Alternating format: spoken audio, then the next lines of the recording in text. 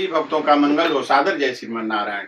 आज मैं बताने वाला हूं कि मनुष्य के ऊपर ज्यों ही जन्म लेता है और जन्म लेने के बाद में उसके ऊपर 5 प्रकार का ऋण यानी कर्ज हो जाता है। और जो मनुष्य इस 5 ऋण को नहीं चुकाता, उसके विषय में भी आगे मैं वीडियो बनाऊंगा कि ये 5 ऋण नहीं चुकने पर वो मनुष्य गरुड़ पुराण के अनुसार उसको कैसा कैसा भुगदंड भोगना पड़ता है। ये ऋण है, आपका 5 ऋण है, ये ऋण को नहीं चुकाएंगे तो आपको भुगतने होंगे गंभीर परिणाम। ये मैं नहीं कह रहा हूं, हमारा धर्म शास्त्र कह रहा है कि एकदम अवश्य भुगतना होगा गंभीर परिणाम। तो ये 5 प्रकार का कर्ज जो है मनुष्य के ऊपर चढ़ जाता है जन्म लेने के बाद में, और उसको चुकाया जाता है और नहीं चुकाने पर मनुष्य भांति भांति का दुख पाता है। उसके विषय में भी बताऊंगा, आप लोग वीडियो में लास्ट तक बने रहें। तो जीवन खुशी से गुजारना है तो जरूर उतारें इन 5 ऋण को। यदि आप जीवन को अच्छा बनाना चाहते हैं, खुशी रखना चाहते हैं और आगे वाले भविष्य में आपको क्या बनना होगा क्या नहीं बनना होगा वो तो प्रभु जाने, लेकिन क्या करें 5 ऋण उतारने के लिए। तो पितरों की आत्मा को शांति के लिए आपके घर में जो पितृ पक्ष आता है उसमें पितरों की आत्मा की शांति के लिए हिंदू धर्म में श्राद्ध कर्म किया जाता है। शास्त्रों में कहा गया है कि मनुष्य के जन्म के बाद ही 5 तरह के ऋणों यानी कर्ज से युक्त हो जाता है। ऋषि मुनियों ने सभी संस्कारों को विधि विधान से करने के लिए शिक्षा दी है। ये सभी संस्कार जन्म से लेकर अंत्येष्टि कर्म तक, माने हिंदू सनातन धर्म में 16 संस्कार बताया गया है। 16 संस्कार हैं। अंतिम संस्कार जो है मनुष्य का मृत्यु है, जो राम नाम सत्य कहा जाता है। तो 16 संस्कार में बताया गया है कि 16 संस्कार में क्या क्या करना है। ये सभी संस्कार जन्म से लेकर अंत्येष्टि कर्म के साथ संपन्न किए जाते हैं। जो मनुष्य इन ऋणों को नहीं उतारता उसका कई तरह के दुख और संतापों को सामना करना पड़ता है और उसे श्राप भी मिलता है।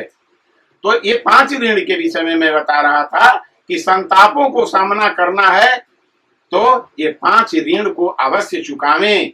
कौन कौन सा ऋण है? ये ऋण है क्या क्या मैं बताने वाला हूं आपको कि 5 ऋण कौन कौन सा है। तो पहला ऋण मातृ ऋण, दूसरा पितृ ऋण, तीसरा मनुष्य ऋण, चौथा देव ऋण और 5वां ऋषि ऋण। ये 5 ऋण हैं। इनका ऋण उतारने के लिए श्राद्ध कर्म, तर्पण विधि और पिंडदान करना पड़ता है। तो मैं आपको पहला ऋण मातृ ऋण के विषय में बता रहा हूं। मातृ ऋण में माताएं, माता पक्ष के सभी लोग जिनमें नाना नानी, मामा मामी, मौसा मौसी और इनके 3 पीढ़ी के पूर्वज होते हैं। शास्त्रों में माँ के स्थान परमात्मा से भी ऊंचा है।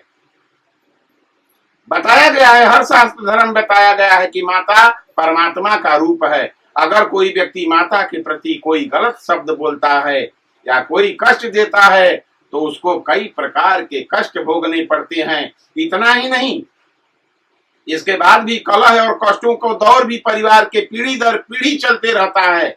जिस घर में माता पिता का दुख होता हो, एक पीढ़ी नहीं कई पीढ़ी दर पीढ़ी चलते रहता है।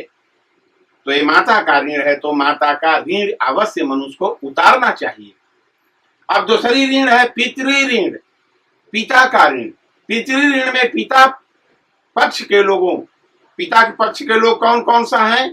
तो दादा, दादी, ताऊ, चाचा और इसके पूर्व की 3 पीढ़ी का साम हमारे जीवन को प्रभावित करता है। पिता हमें आकाश की तरह छत्र छाया देता है। पिता का यही कर्म है कि अपने पुत्र को जिंदगी भर क्या करता है? छत्र छाया देते रहता है।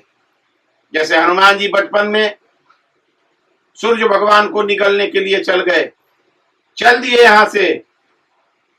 सब लोग कहते हैं ना कि शंकर सुमन केसरी नंदन तेज प्रताप महाजगवंदन। सूर्य भगवान के को निगलने के लिए चल दिए। जब निगलने के लिए चल दिए तो पवन के पुत्र हैं वो, उनको चिंता बढ़ गया। क्या बढ़ गया कि ये तो मेरा पुत्र है, अभी बालक है, वहां सूर्य भगवान के पास जाएगा तो जल जाएगा। इसका रक्षा कैसे किया? पिता का यही काम है कि पुत्र आकाश की तरह छत्र छाया देना पिता का काम है, हमेशा देता है। और जब तक समर्थवान होता है तब तक पालन पोषण करता है। बच्चा जब तक समर्थवान न हो जाए तब तक पिता उसका पालन पोषण करता है। इसके साथ ही अंतिम समय तक हमारे सारे दुखों को खुद झेलता रहता है। शास्त्रों में बताया है कि पितृ भक्ति करना मनुष्य का सबसे बड़ा धर्म है। इस धर्म का पालन न करने पर उनका शाप ना केवल उन पर बल्कि नई पीढ़ी को भी झेलना पड़ता है। माता पिता का हृदय से निकला हुआ श्राप वो पुत्र को छोड़ता नहीं, इसलिए माता पिता के बातों को समझना चाहिए और माता पिता को कभी कष्ट नहीं देना चाहिए। उस पुत्र को झेलना पड़ता है और वो ही पुत्र ही नहीं झेलता, उसके कई पीढ़ी झेलते हैं।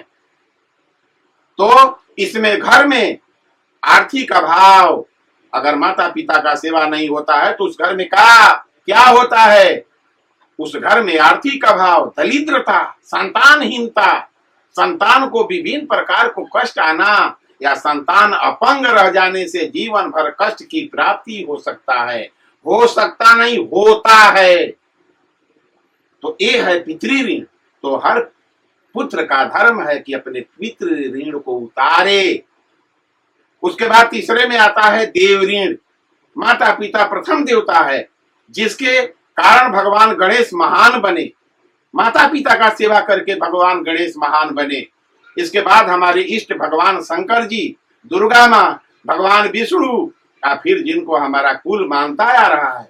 हमारे पूर्वज भी सभी मांगलिक कार्यों में सबसे पहले अपने अपने कुल देवताओं को मानते थे। इन्हें नहीं मानने पर वह श्राप देकर अपनी उपस्थिति को आभास कराते हैं। तो ये ऋण भी मनुष्य को उतारना पड़ता है। अब चौथे में क्या हुआ? ऋषि ऋण। तो ऋषि ऋण कैसे उतरेगा?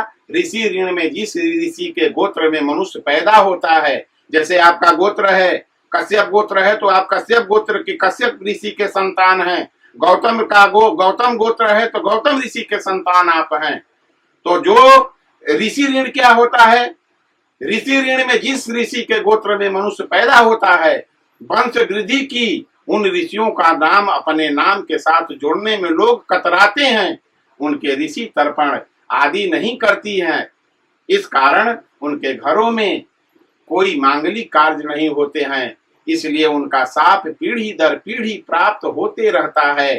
तो इस ऋण को भी मनुष्य को उतारना चाहिए। अब मैं पांचवा ऋण बता रहा हूं कि मनुष्य ऋण।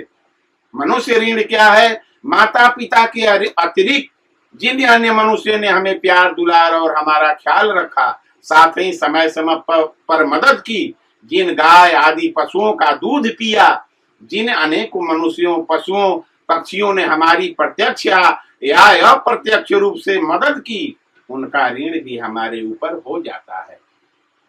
इसलिए हमको उनका ऋण भी उतारना पड़ता है। जो लोग गरीब और लाचार लोगों की धन संपत्ति का हरण कर लेता है, ऐसे लोगों का परिवार कभी खुश नहीं होता है। इनको वंशहीनता, संतानों का गलत संगति में पड़ जाना या फिर परिवार में हमेशा लड़ाई झगड़ा रहना आदि दोष परिवार में रहते हैं। ऐसा परिवार पर पितृ दोष भी लगता है। स्वर्ण कुमार की वजह से राजा दशरथ के परिवार को हमेशा कष्ट झेलना पड़ा। इसलिए मैंने आपको जो 5 ऋण बताया, यदि आप मनुष्य हैं, मानव धर्म का पालन करते हैं, आप में थोड़ा सी भी मनुष्यता है, तो इस ऋण को अवश्य मनुष्य को उतारना चाहिए। अगर इस ऋण से नहीं मुक्त हुए तो मनुष्य होने का कोई मतलब नहीं रह जाता। इसलिए 5 ऋण के विषय में मैंने बताया। आप लोगों को अवश्य 5 ऋण उतारना चाहिए। माता पिता का सेवा करना चाहिए, घर में भगवान का पूजा करना चाहिए। अगर दुख आ जाए आप पर तो भगवान के सामने ही अपना अर्जी लगाना चाहिए। किसी प्रकार का रोग हो, दुख हो, कोई भी कष्ट आए तो आप कहीं न जाएं, केवल भगवान के शरण में जाएं और वहां अपना अर्जी लगा दें कि हे प्रभु, इस अर्जी के लिए आया हूं। भगवान से बड़ा अर्जी सुनने वाला और कौन हो सकता है? तो इसलिए ऋण को आप उतारें, और नहीं उतारिएगा तो आप कई पीढ़ी तक, पीढ़ी दर पीढ़ी इसको भोगना पड़ेगा आपको। तो सभी भक्तों का मंगल हो। सादर जय श्रीमन नारायण। मेरा वीडियो यदि आप लोगों को सुंदर लगता है, अच्छा लगता है, तो आप मेरे वीडियो को लाइक, सब्सक्राइब, शेयर अवश्य कर दें। हर हर महादेव। मंगल हो, मंगल हो, मंगल हो।